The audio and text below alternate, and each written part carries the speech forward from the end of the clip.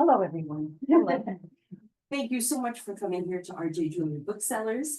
I am Kathy Santillo. I'm here with the events team. We are so happy to have all of you here, and we are very excited to talk about the book today. So we have with us Clara Bingham, an award-winning journalist, and many of you know her as the author of Witness to the Revolution, Women on the Hill, and she is also the co-writer of Class Action. She's a former Washington, D.C. correspondent for Newsweek. Her writing has appeared in Vanity Fair, The Guardian, and The Daily Beast, among others, and she lives in Brooklyn, New York, where she came from today. The quote that I have that I wanted to share is from Dolan Perkins Valdez. She's a novelist and author of Take My Hand, and she said, "Who better to bear witness to this period of feminism than the remarkable activists who lived it? I will return to this book again and again. It feeds my soul." Clara Bingham has given us a gift for a lifetime. And as I was preparing for tonight, I looked back and I was reminded of what I learned about the many musicians and so much that was going on when we were reading Witness to the Revolution. And so I know that we are going to learn a lot about so many stories and so many things that happened that we can share through the stories that we will learn about tonight. So please get any questions ready. Thankfully, we will have time for Q&A and a signing.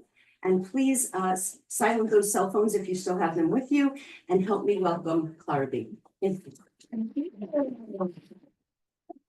I'm glad to see you all back. Thanks so much. Thank you all for coming out on a weekday evening. I'm sorry that we don't have photos, but it'll be even more informal and just as good, I promise. And they're all in the book, so you can see them when you take a look at the book. But you mentioned my previous book, Witness to the Revolution, which this book, The Movement, is the sequel in a way to Witness to the Revolution. And the last book I wrote was also an oral history, and I wrote about the movements of social change in the 60s. It was focused on one school year, the end of the 60s, 69, 70, and had one chapter on feminism, on how the women who were the sort of radicals in the anti-war movement became disenchanted with their comrades in arms who were really sexist and were not giving them any leadership roles. And so they started to create their own movement. And I realized after writing that chapter that, in fact, this was the movement that lasted the longest, that changed lives for more people than any of the other ones of the 60s, and that it needed its own book. So I embarked on this project back in 2019, and it's been almost 5 years, and I interviewed 120 women. I traveled all over the country. Then COVID came, I interviewed them on Zoom. And I really felt a need to get to as many of them as I could because everyone was getting older. And the age group of my interviewees was about 77 to 95. And a lot of them were really ready to talk about what they'd done, how it had really changed the country and changed the culture now that there was 50 years to really look back. And so it was a really fascinating journey for me personally. I was born in 1963, and the book takes place between 63 and 73. And I will tell you the reason why I chose that period of time, because of course the movement kept on going into the 70s, but I couldn't bite off that much more. I really wanted to write about the birth of the movement, and I missed it essentially, but I of course was the first generation to really benefit from what these second wave warriors did and how many barriers they broke down along the way. And as I was talking to all of them and researching the history and how the laws had changed and how everything changed during that 10-year period of time. In fact, I'm going to read you the first paragraph of the intro, just to give you a sense of the enormity of the change that took place. In 1963, a 20-year-old American woman could not expect to run a marathon or play varsity sports in college. She could only dream of becoming a doctor, scientist, news reporter, lawyer, labor leader, factory foreman, college professor, or elected official. She couldn't get a prescription for birth control, have a legal abortion, come out as a lesbian, or prosecute her rapist. She almost certainly knew nothing about clitoral orgasm or women's history. She could not get a credit card, let alone a mortgage, without the imprimatur of her husband or her father. In 1973, the doors to these options and opportunities had cracked open. And a woman turning 20 in 1973 faced a future or possibilities that no generation before her had ever experienced, and actually had ever experienced in human history, because women got the vote in 1920, and then, which took 80 years to get, and then nothing happened, essentially. No other laws. The ERA was introduced in 1923 to Congress and didn't pass, and there were no other laws that changed, or really mores that changed after 1920. And so this was a sort of, this movement was a perfect storm, because we had the civil rights movement in the early 60s, and then the anti-war movement, the peace movement in the later 60s. And so many of the women were involved in those two movements, often both of them. And they were organizers, they were fighters for justice and social change. And so when they got to the moment near the later part of the 60s and early 70s of deciding to fight for their own freedom and their own justice, they had the skills to really try to change so many different laws and mores. And this was also a cultural revolution as much as it was political and social. And I interviewed artists, I interviewed athletes, and as well as politicians and lawyers. I interviewed healthcare advocates, and because I wanted to show how it was really a tsunami, it affected so many people in so many different parts of their lives. Depending on who they were, where they were, all over the country.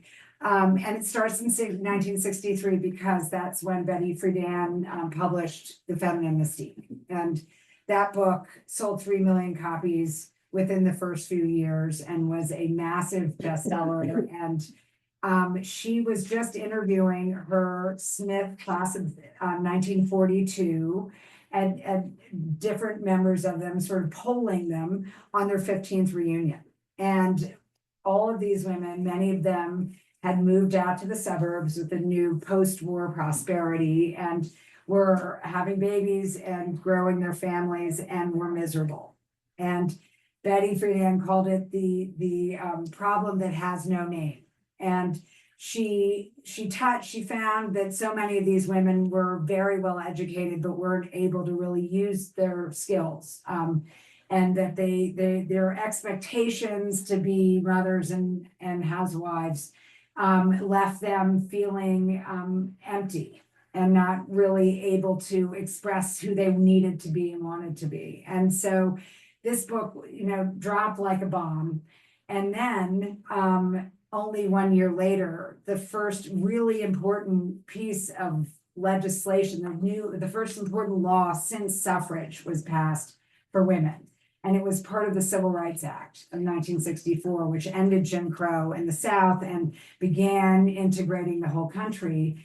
And there was one section of that bill, Title VII, which was about employment discrimination. And that said that you could not discriminate on the basis of race, creed, or religion. And a Southern congressman from Virginia named Howard Smith, who was very powerful and head of the Rules Committee, added one word to that title, sex, on the House floor when they were debating the bill. So it was very last minute, never went to committee. And his goal was to destroy the bill and make sure no one would vote for it, because who would want, equality for women too. It's one thing to want it for Black men, essentially. And so this way, it was called Ladies' Day. Everyone laughed, they made jokes about, well, that means men are gonna, with hairy legs, are gonna be stewardesses, and no one quite knew what to do with it. But there were a group of women who were in Congress and also working on the Hill who knew that Smith was going to do this, and they wanted sex, and they wanted it, of course, in the entire civil rights bill, but they realized that they could take what they could get. And in the end, so they were lobbying quietly for it. In the end, Title VII passed with the sex provision in it. The Civil Rights Act passes as one of the greatest pieces of social justice legislation in American history. And all of a sudden, women are supposed to be allowed to have equality in employment. And so the EEOC, the Equal Employment Opportunity Commission, opens its doors in 1965, expecting to just get, mostly race discrimination cases. And a third of the cases come from women. And that was the moment when women realized they had something that they could use to progress. And some of the women who were the first groups to come in were the stewardesses. And they had an amazing, I wish I'd had pictures of them. There's some of them in there. Stewardesses it was actually one of the great jobs you could have back then. You could be a nurse, you could be a clerk or a secretary, or a teacher, or a domestic, of course, or a stewardess. And so there was a huge flood of women who wanted this job, this glamorous job, but you had to weigh in every day. You had a very strict dress code, and you had to leave when you turned 32, or if you got engaged, or God forbid, if you got pregnant. So the unions of stewardesses started to realize that this was impossible. It was great for the airlines, of course, because they didn't have to pay pensions, and they were selling sex. These women wore amazing Pucci outfits and hats, and there was a flight called the Executive, which United had. It ran from 1950 to 1973 from New York to Chicago several times a day, and only men could be passengers. So even if you were a woman advertising executive, you could not get on that reservation on that flight. I spoke to several women who tried to and couldn't get one. And so this was just a small example of what the workplace was like for women.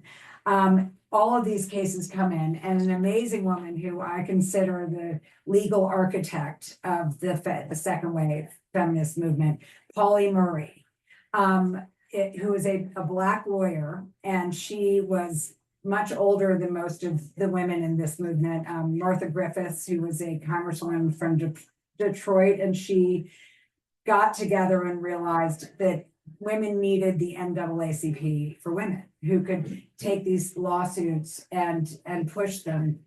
And she ganged up with Betty Friedan. And in 1966, they started the National Organization for Women.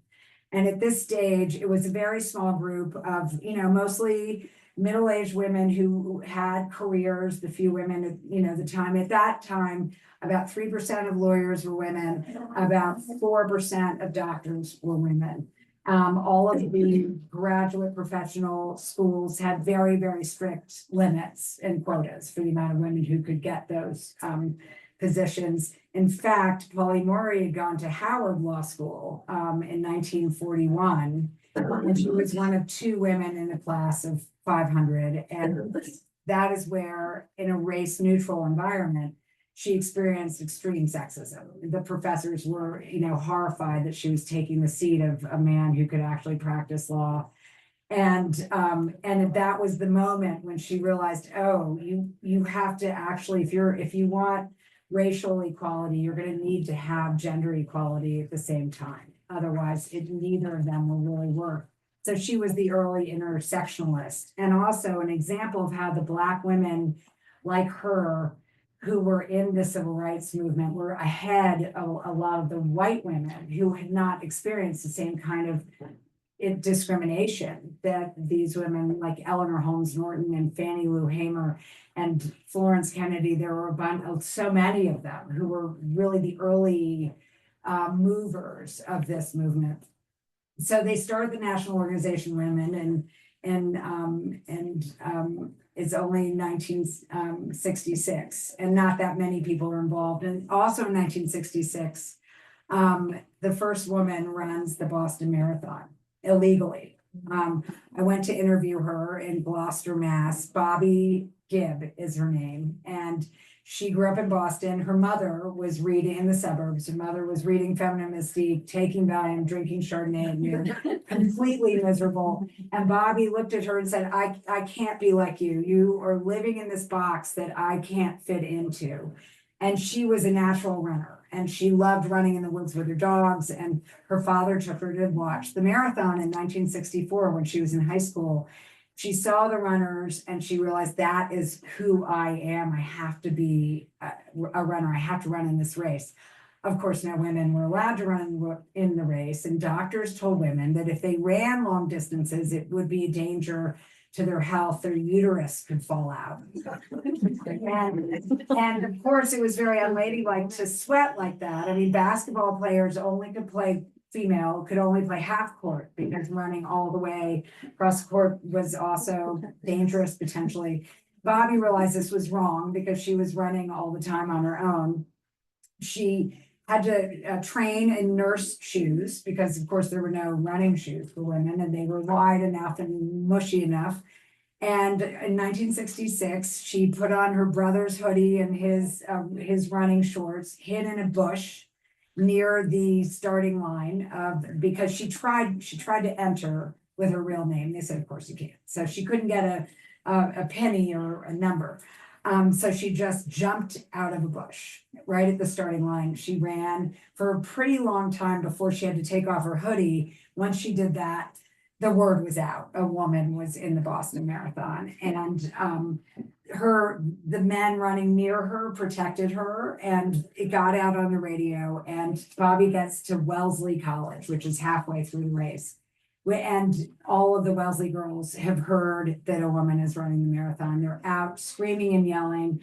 And Bobby Gibbs said she heard someone singing Ave Maria, and she all of a sudden realized she wasn't doing this just for herself. You know, that this was, she told me, you know, I'm actually going to read what she said because it was so moving. I well up actually every time I tell this story. It was like a pivotal moment where people saw things in a different way. Once the consciousness is changed in one person, then 2 people, then 10 people, then 1 million people, it becomes a social movement. And then you can get the laws changed, and then you can get the social system changed, and so forth. But it had to start with that change of consciousness. And it was that I was looking for, because it wasn't just about politics. It was about people changing who they thought women could be. And all of these different women that I talked to, just being a feminist was really just self-actualizing. It was just becoming who they needed to be. And in Bobby's case, she knew she had to be a runner. That's 1966. In 1967, Catherine Switzer, who you may have heard of, did get a number because she just listed as K. Switzer. She ran the whole marathon. They tried to pull her off once they realized, but she was able to finish. But it still wasn't legal until 1974 for women to run the marathon, and not until 1980 in the Olympics.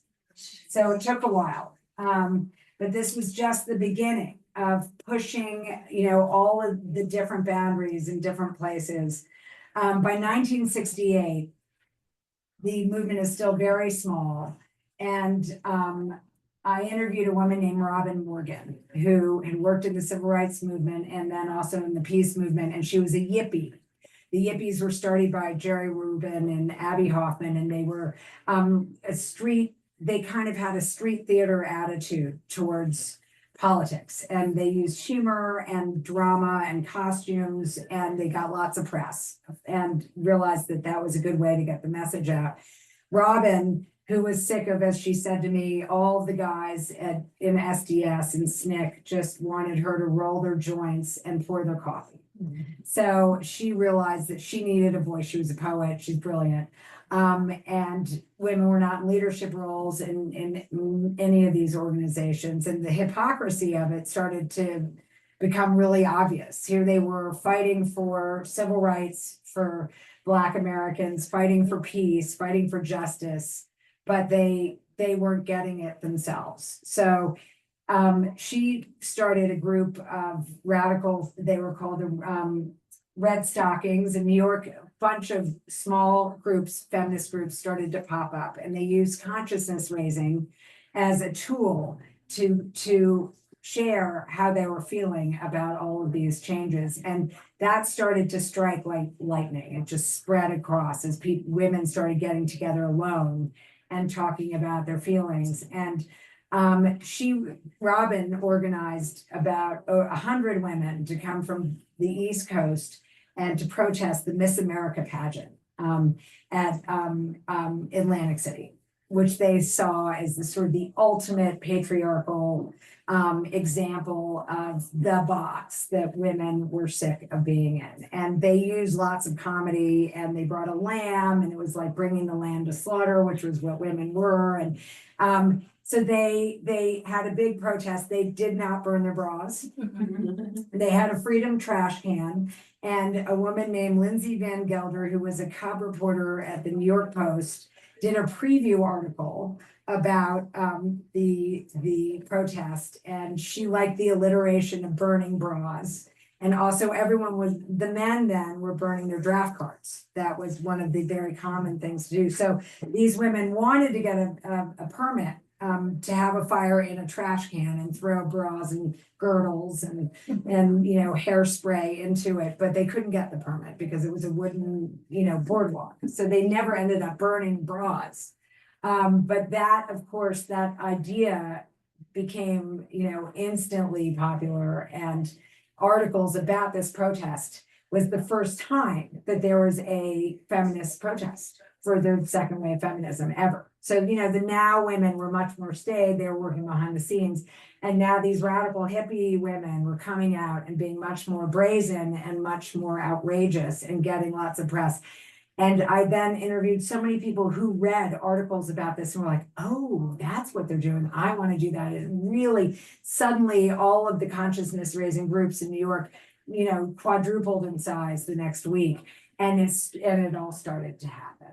By 1970, there was the largest demonstration ever in the history of the second wave movement. And it was called the Women's Strike for Equality.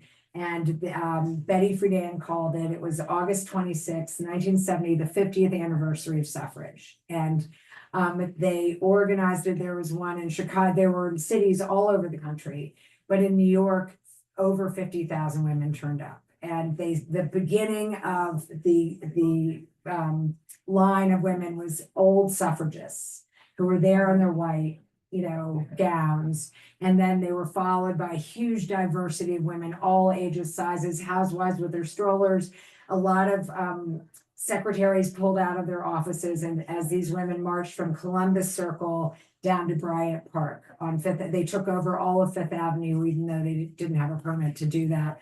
And it was a sort of stunning showing of what was really going on in America. And the media had to, which is of course all white men, the mainstream media had been making so much fun of these bra burners and wasn't taking them seriously at all. And this was a moment, a sort of turning point in the movement where suddenly they had to get some respect because they had not real numbers. And also in 1970, just in March of 1970, a few months before this big protest, the first class action ever for sex discrimination was filed by 46 women who worked at Newsweek magazine. And they were all the sort of cream of the crop. They all went to the Seven Sister schools. They were, Summas and Fulbrights. And Newsweek was a very cool place to work because it was a progressive news weekly, unlike Time that was much more staid. they allowed women to do more. But they had a very strict hierarchy of what you could do. And so the women I interviewed who went to work there were happy that they didn't have to be just secretaries or work in Bloomingdale's, which is what a lot of, training jobs at Bloomingdale's. So it was a sexier, more interesting, more substantive job. Nora Ephron graduated from Wellesley in 1964. She was editor of her paper. She went to interview at Newsweek and they said, well, what do you want to do here? And she said, well, I want to be a writer. And they said, well, you can't be a writer here. Women don't write at Newsweek. And it was just expected. Well, of course they don't. They were male girls and they were secretaries and they did a lot of fact checking for the guys who were all their age, some of them not as talented or well educated, but they were the writers and the editors. And there was a very, strict hierarchy. Well, some of them started to think maybe this isn't right. And they went to the ACLU and they met with the mighty Eleanor Holmes Norton, who at the time had a huge afro and had just come, she'd been in Mississippi in 1964 when she was at Yale Law School, and she'd gotten Fannie Lou Hamer out of jail after Fannie Lou Hamer had been beaten almost to death. And that was her christening into the civil rights movement. And so she was this righteous civil rights lawyer at the ACLU, had never taken on a woman's case. In fact, hardly anyone had. But they showed her the masthead of Newsweek, and it was just man, man, man, man, man, man, and then woman, woman, woman. And it was just so blatantly obvious that she instantly took the case because she said, this is a dream come true for any civil rights case because it's so obvious, the discrimination. So then she got these women to get as many as they could to join the class and announced that they were suing Newsweek on the same day that Newsweek finally decided to run a cover story on the women's movement, on the women's liberation movement. But of course, they had no women writers on staff to write the story. And they had to get a freelancer who worked somewhere else to write that story. So it was the ultimate irony. They had a big press conference, got lots of attention. Of course, the press mostly talked about how beautiful, young, and what the women were wearing. But they persevered. It became the first class action, and of course, all the other media companies followed, and then many after that. And so it was a very important precedent. And just a little personal note: when I started writing this book, I interviewed two women who were in the class, Lucy Howard and Lynn Povich, and I went to work at Newsweek a few years after college in 1989, and I filed stories every week to Lucy Howard. I was in the Washington Bureau. I got to cover Congress in the White House. I was in my late 20s. I didn't think twice about it. And I had no idea that Lucy Howard and Lynn Povich had actually paved the way for me. I was completely oblivious. So it made me so glad that I was actually writing this book because my ignorance was inexcusable. And I realized that if I was that ignorant, that I couldn't be the only one, and that women, younger women especially, stand on the shoulders of these, second wave warriors, as I call them. So anyway, that's 1970. By 1972, things were really rolling. Ms. Magazine was founded by Gloria Steinem and a group of women journalists who could never get anything in the mainstream women's magazines of import to women. And there were a lot of underground women's magazines and newspapers all over the country that were amazing, but they had small circulation. So Gloria, who came to the movement in around 1969-70, so she wasn't one of the early members, but she picked it up fast because she was a journalist. Of course, she was gorgeous, and she was very good at talking to the press and articulating what the movement really was. And she started traveling all over the country and giving speeches. Usually she always brought with her a Black woman feminist friend of hers, because she felt really strongly that this shouldn't be just a white women's movement. And that was a complicated issue, but she was very aware of it. Ms. Magazine comes out January of 1972. jokes everywhere about how no one's ever going to read it. It sells out 300,000 copies in the first week. And they are then inundated with bags and bags and bags of letters of women from all over the country. This is the first mainstream women's liberation magazine. And so women who lived in Topeka, Kansas, and who lived far away and felt isolated, but had all of these feelings, were suddenly had a place to communicate. And that also spread the word. The centerfold of that magazine was a petition with the huge headline that said, "We have had abortions." And 53 women signed their name to it. So this is before Roe v. Wade, a year before Roe v. Wade. And it was very brave of them. Billie Jean King was one of those women. And she was dogged by the press after that came out because she was accused of getting an abortion just to make more money on the tennis circuit.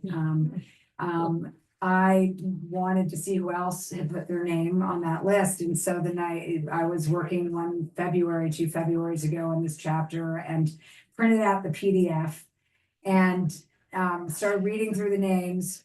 And the 4th name on the list was Joan Bingham, my mother.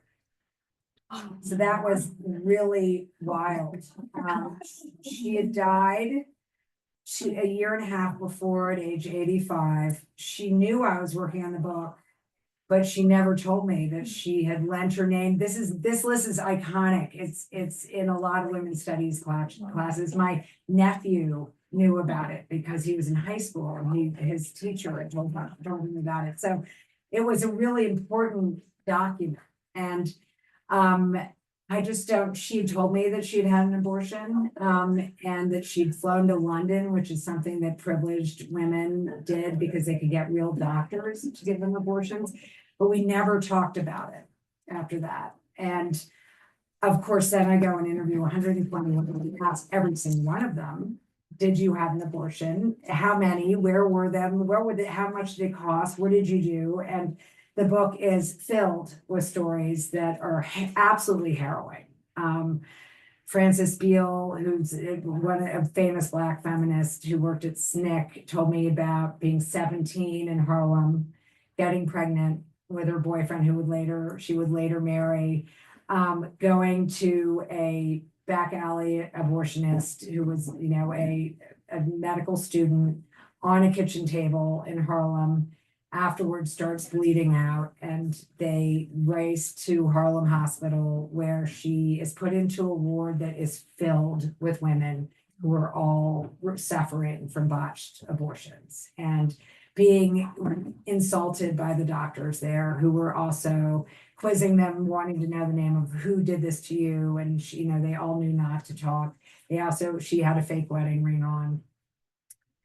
At this stage, by 1970, in the early 70s, there was a perfect storm when it came to abortion, because women could not get prescription birth control if they were single nationally until 1972, with the Supreme Court case Eisenstadt v. Baird. Married women could get birth control starting in 1965. So many of the women I interviewed put on fake wedding rings to go to try to get a diaphragm or the pill.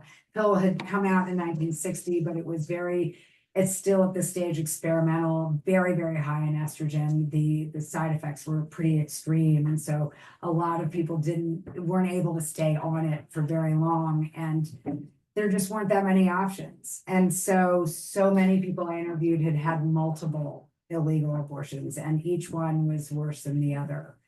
And by 1970, a million women a year were having illegal abortions in America. At least 1,000 died every year. And so finally, in New York State legalized abortion in 1970. And it became a safe haven, as it is now, for women traveling all over the country to get to New York. I also interviewed these amazing women in Chicago, who started an underground abortion service. They had a code name, Jane. And it started with a woman named Heather Booth, who was also a civil rights activist. She was at the University of Chicago. And a friend of hers, girlfriend, who was very young, was pregnant. And they begged her to help them find a doctor. She found a civil rights doctor in Chicago who gave the woman a safe abortion. The word got out, and all of a sudden her dorm room phone, phone on the hall of her dorm was ringing off the hook. And she realized she had to give a fake name and say, if you need an abortion, ask for Jane. Kept on ringing, and people started coming from, I interviewed a woman at University of Wisconsin who they raised money to send a young student up to Chicago to meet Heather Booth and go get a safe abortion. The numbers got so big so quickly that Heather organized her Chicago Women's Liberation Group to create a much bigger organization. And they did, and they were very secretive. They had lots of hierarchies. No one knew what everyone else did. They had safe houses, rented apartments, found different doctors they could trust. The last doctor they found that they really trusted and used almost exclusively, they later discovered was not an MD.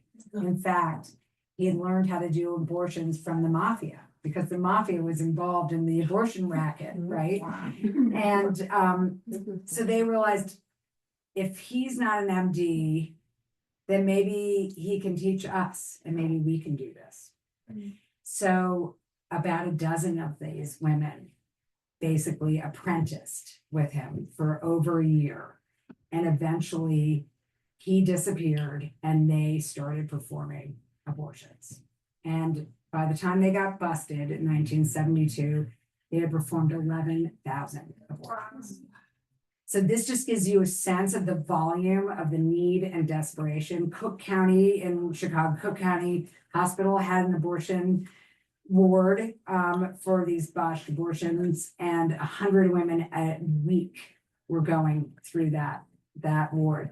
So there was such a strong need that by the time Roe v. Wade was passed in 1973 by the Supreme Court, it was such a hallelujah moment for the movement.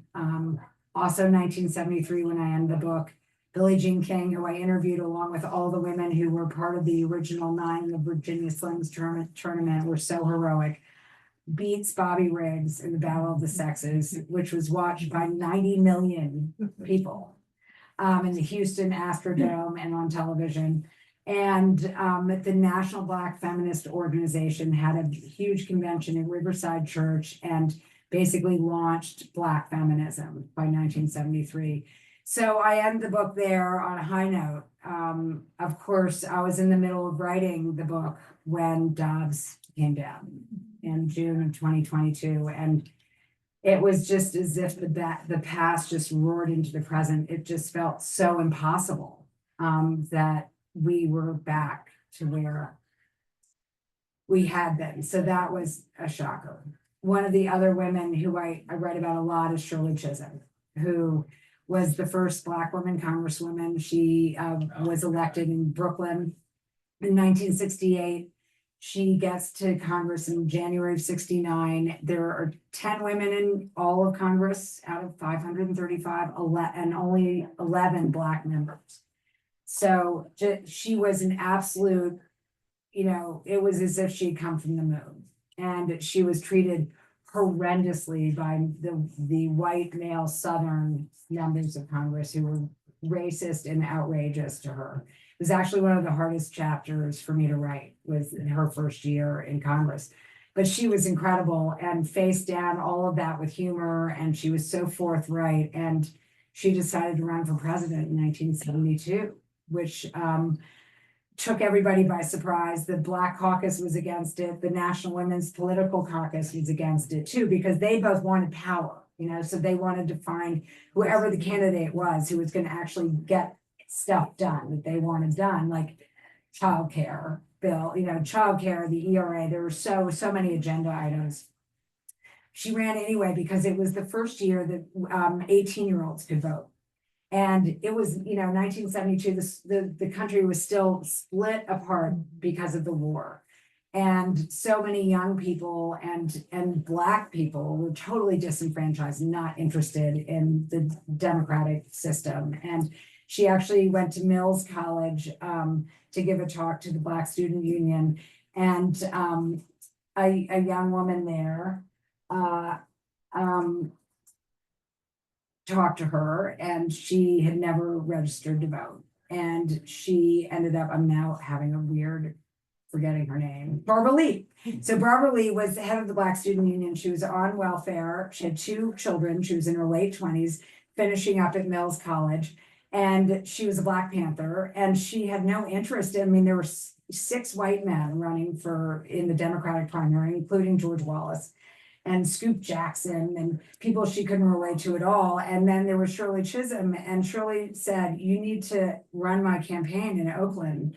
But first you have to register to vote." And Barbara Lee was like, "Why would I vote? I guess, now I can vote for you." And she ran her campaign in Oakland, did a really good job, and later became the congresswoman from Oakland for 13 terms. So that was an example of what Shirley Chisholm did, is that she was symbolic, but she also really turned on, young people, disenfranchised people to participate in the system.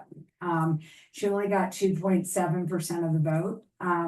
But she made a big splash, and she would have been proud of Kamala Harris, who got 48.3% of the vote. And counting. So I was, of course, hoping that wouldn't be the election results, given this history, that it was Shirley's dream come true to have Kamala Harris run. And of course, she achieved so much. And given where we were 50 years ago, we've come a really long, women have come a long way. But I think I've talked all I have to do, and I want all of your questions, comments, and any experiences you had that you might want to share. You ever hear of the Guerrilla Girls? Yes, absolutely. They started a little after my period. I did interview some who later became Guerrilla Girls, who were artists. Amazing. Were you one? No. Oh, No. I know it's secret, so they can't always say if they are. But women were just shut out of museums completely, shut out of galleries. And, I interviewed Faith Ringgold and Howardina Pindell and a bunch of feminist artists. Judy Chicago wouldn't talk to me, but she's all over the book. And they were just amazing. And they protested, and this was the early version of the Guerrilla Girls. Then they got much more organized later in the 70s and 80s. But they would go to the Whitney Museum, pretend to be docents, start protests in the Whitney, outside of the Whitney. And they were fantastic, they were fantastic. And then they started their own ecosystem of women artists and their own galleries because they couldn't get shown anywhere.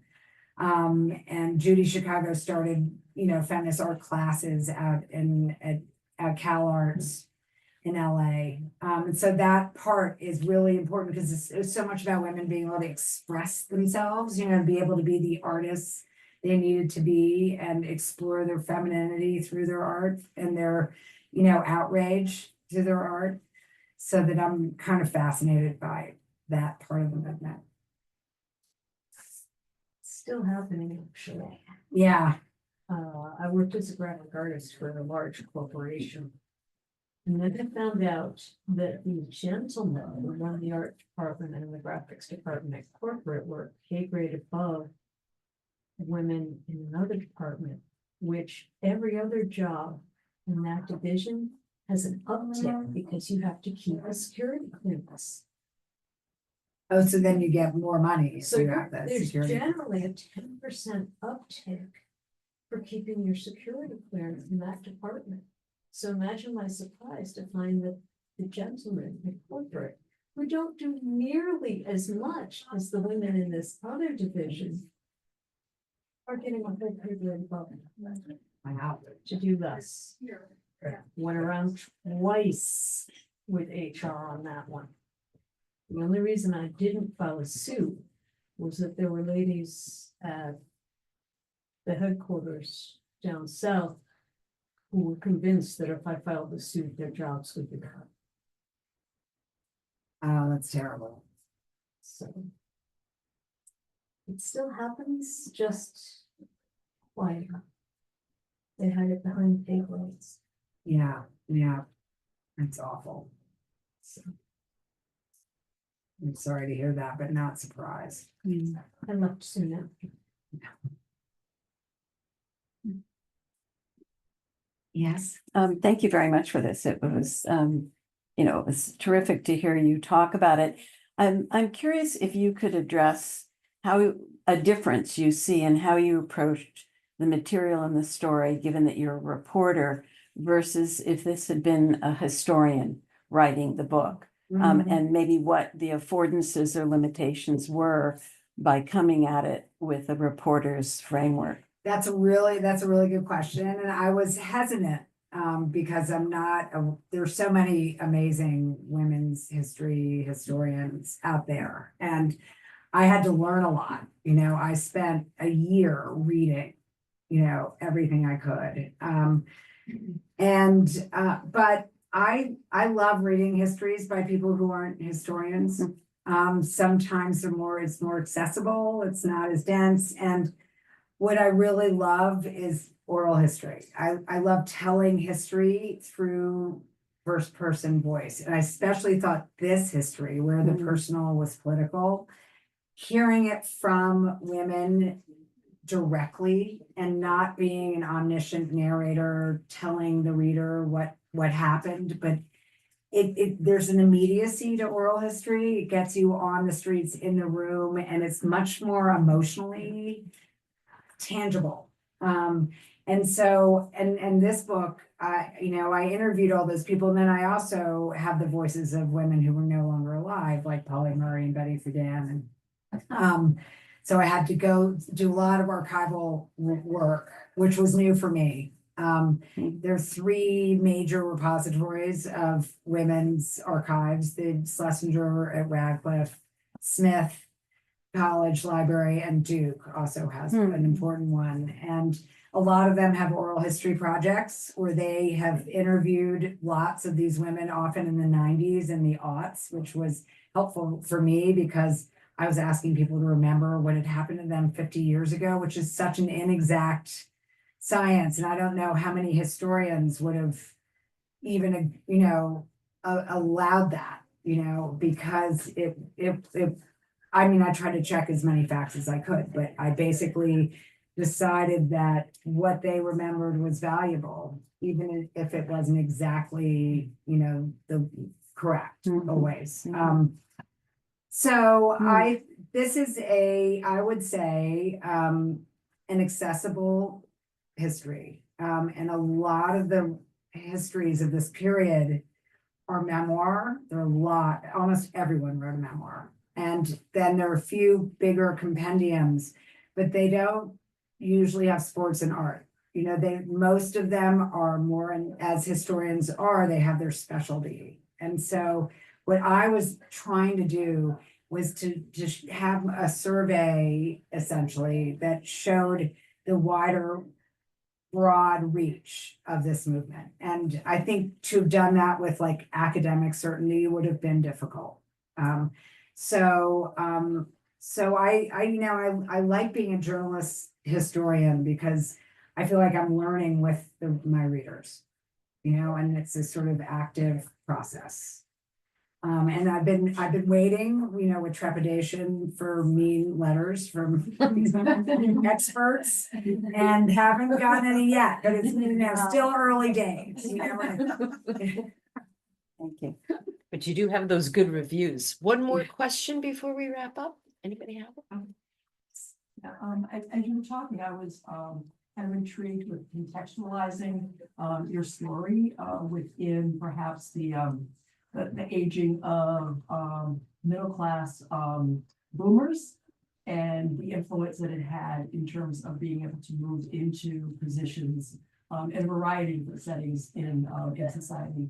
But at the same time, I'm curious as to how your presentation of this material, thank you very much for putting it together, because it chronicles some really important movement components. How is it contextualized within the current kind of coming of age young women and young men? What are you seeing as a reaction to some of these things, where just the idea that a woman could get a credit card or that somebody is told when you don't make your math, Right. You know, is such an antithesis to their reality. No, the surprise, I really am hoping that younger people read this book. And I have a 23-year-old daughter who I dedicated it to, along with my mother. And she read it and was just horrified. I mean, you know, and weepy and emotional, and she made her friends read it. And for 23-year-olds, that's saying a lot. You know? Luckily, the audiobook is really great, by the way. It's better for her generation who aren't always great readers. But it was really interesting to witness, at least in this small, you know, little subset of 20-year-olds, to see their reaction and to, I mean, really, and it is when I try to come up with something to say about, you know, the election results, to younger people, my daughter found the book comforting after the election because it reminded her of how far women have come in such a short period of time. And so I think it's really, it's unfathomable, really, to so many, but this is now the generation that are growing up with fewer rights than my generation. My daughter's generation is growing up with the same, at least reproductive rights, you know, or similar to my mother's generation. So they are the first generation of women who are going to, you know, be kind of politicized, and because their rights in 20 states have been taken away. I call the banned states Jane Crow. They are living on women, they are living under Jane Crow instead of Jim Crow. So I think that the book I hope that it almost serves as a blueprint, you know, and a sort of playbook for this generation of women who need to really try to change, you know, the world. It's a high bar. Well, thank you so much for those of you who